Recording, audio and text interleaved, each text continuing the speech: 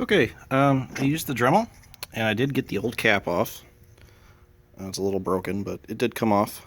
The edges were really torn. Like, as you can see, they're almost like a paper now. They'll just crumble in my fingers if I try to squish it.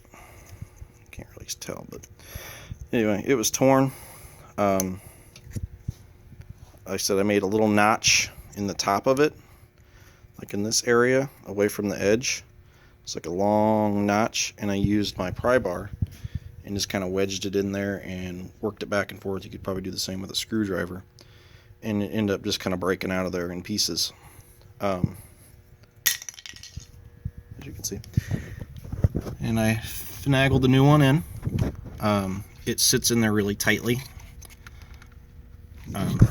The little clips that were around the edge of the valve cover, they did end up cracking off. So what I'm going to do is I'm going to clean this real well with some RTV and just go and put a bead around the edge of this all the way around, because it's on there really tight. You can barely flex this off. I just want to make sure it's going to be airtight, primarily around the whole edge.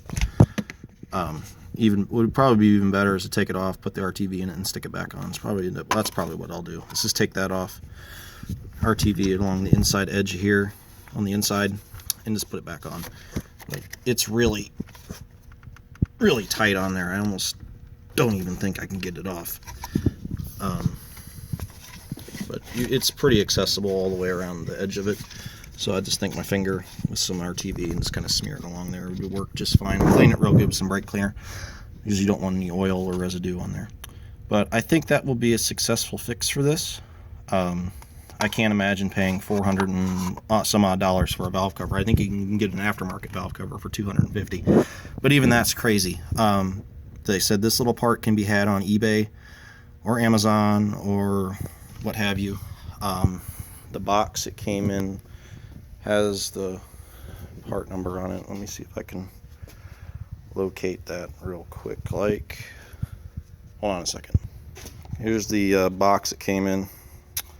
It's manufactured by BMTSR. You can do a Google search on them. You can actually see they call it a exhaust valve or something. It's something Pidgin English. I didn't really understand it, but it looks like a pretty decent part. They sell a lot of BMW-esque parts and a lot of foreign parts, and they have their part number on their website for it. I don't have it on hand here to show you what it is. I apologize. But yeah, seems like it'll be a decent fix for this car.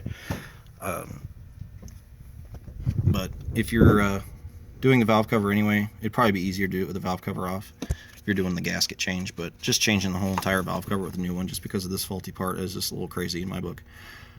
This car does have a Valvetronic solenoid that's leaking really badly. It's actually leaking bad enough that it's filling up the spark plug holes. So this car still needs a little work, but that definitely will help things. But that's all I have today for this car. I don't have the gasket yet, but that's one fix out of the way. I hope this video helps. Take care.